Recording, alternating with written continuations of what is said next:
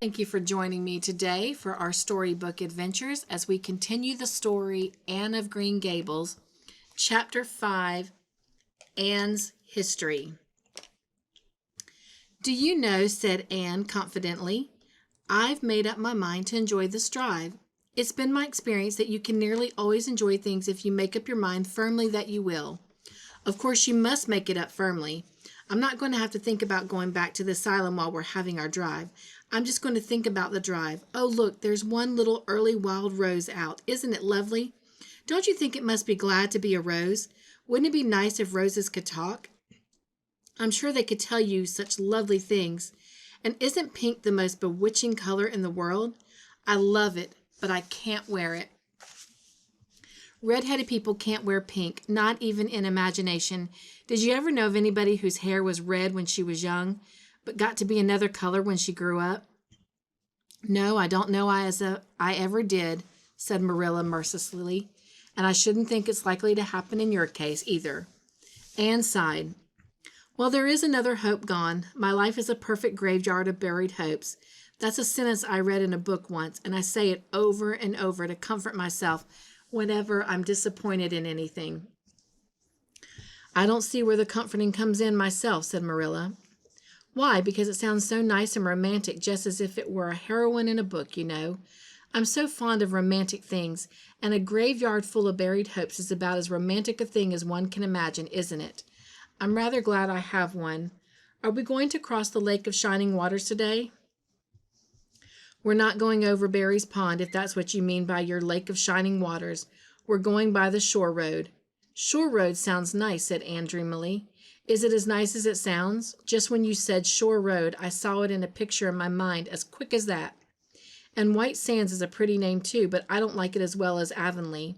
Avonlea is a lovely name. It just sounds like music. How far is it to White Sands?" "It's 5 miles, and you're evidently bent on talking. You might as well talk to some purpose by telling me what you know about yourself." "Oh, what I know about myself isn't really worth telling," said Anne eagerly. "If you'll only let me tell you what I imagine about myself, you'll think it ever so much more interesting." "No, I don't want any of your imaginings. Just you stick to bald facts. Begin at the beginning. Where were you born, and how old are you?" "I was 11 last March," said Anne, resigning herself to bald facts with a little sigh. "And I was born in Bolingbroke, Nova Scotia. My father's name was Walter Shirley, and he was a teacher in the Bolingbroke High School. My mother's name was Bertha Shirley. Aren't Walter and Bertha lovely names? I'm so glad my parents had nice names. It would be a real disgrace to have a father named, well, say, Jedediah, wouldn't it?" "I guess it doesn't matter what a person's name is as long as he behaves himself," said Marilla, feeling herself called upon to inculcate a good and useful moral. "Well, I don't know." Anne looked thoughtful. "I read in a book once that a rose by any other name would smell as sweet, but I've never been able to believe it. I don't believe a rose would be as nice as if it was called a thistle or a skunk cabbage. I suppose my father could have been a good man even if he'd been called Jedediah. But I'm sure it would have been a cross. Well, my mother was a teacher in the high school too, but when she married father, she gave up teaching, of course. A husband was enough responsibility. Mrs. Thomas said that they were a pair of babies and as poor as church mice. They went to live in a weeny-teeny little yellow house in Bolingbroke. I've never seen that house, but I imagined it thousands of times. I think it must have had honeysuckle over the parlor window and lilacs in the front yard and lilies of the valley just inside the gate. Yes, and muslin curtains in all the windows. Muslin curtains give a house such an air. I was born in that house. Miss Thomas says I was the homeliest baby she ever saw. I was so scrawny and tiny and nothing but eyes, but that mother thought I was perfectly beautiful. I should think a mother would be a better judge than a poor woman who came into scrub, wouldn't you? I'm glad she was satisfied with me anyhow. I would feel so sad if I thought I was a disappointment to her, because she didn't live very long after that. You see, she died of fever when I was just 3 months old. I do wish she'd lived long enough to remember calling her mother. I think it would be so sweet to say mother, don't you? And father died 4 days after from fever too. That left me an orphan, and folks were at their wits' end, so Miss Thomas said what to do with me. You see, nobody wanted me even then. It seems to be my fate. Father and mother had both come from places far away, and it was well known that they hadn't any relatives living. Finally, Miss Thomas said she'd take me. Though she was poor and had a drunken husband, she brought me up by hand. Do you know if there's anything in being brought up by hand that ought to make people who are brought up that way better than other people? Because whenever I was naughty, Miss Thomas would ask me, how could I be such a bad girl when she had brought me up by hand? Reproachful like. Mr. and Mrs. Thomas moved away from Bolingbroke to Marysville, and I lived with them until I was 8 years old. I helped look after the Thomas children. There were 4 of them younger than me, and I can tell you they took a lot of looking after. Then Mr. Thomas was killed falling under a train, and his mother offered to take Miss Thomas and the children, but she didn't want me.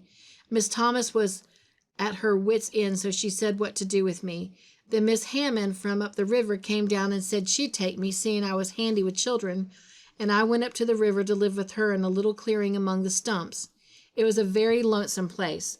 I'm sure I could never have lived there if I hadn't had an imagination. Mr. Hammond worked the little sawmill up there, and Miss Hammond had 8 children. She had twins 3 times. I like babies in moderation, but twins 3 times in succession is too much. I told Miss Hammond so firmly when the last pair came, I used to get so dreadfully tired carrying them about. I've lived upriver with Miss Hammond over 2 years, and then Mr. Hammond died, and Miss Hammond broke up housekeeping. She divided her children among her relatives and went to the States. I had to go to the asylum at Hopeton because nobody would take me. They didn't want me at the asylum either. They said they were overcrowded as it was, but they had to take me, and I was there 4 months until Miss Spencer came. Anne finished up with another sigh of relief this time. Evidently, she did not like talking about her experiences in a world that had not wanted her. Did you ever go to school? Demanded Marilla, turning that sorrel mare down the shore road. Not a great deal. I went a little the last year I stayed with Miss Thomas. When I went upriver, we were so far from a school that I couldn't walk it in winter, and there was a vacation in summer, so I could only go in the spring and fall. But of course, I went while I was at the asylum. I can read pretty well, and I know ever so many pieces of poetry off by heart. The Battle of Hohenlinden, and Edinburgh after Flodden, and Bingen on the Rhine, and lots of The Lady of the Lake, and most of the Seasons by James Thompson.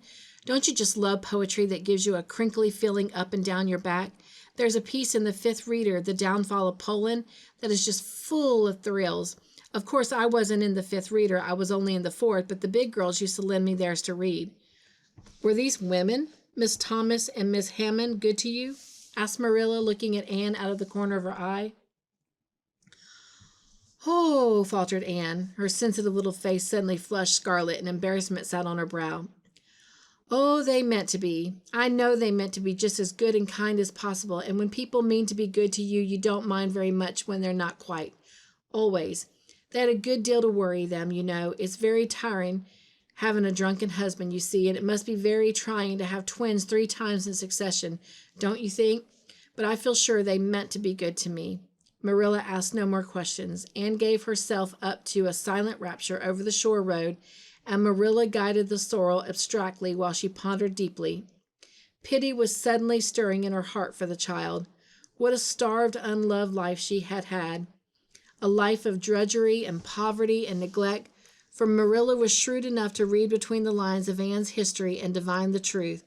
No wonder she'd been so delighted at the prospect of a real home. It was a pity she had to be sent back. What if she, Marilla, should indulge Matthew's unaccountable whim and let her stay?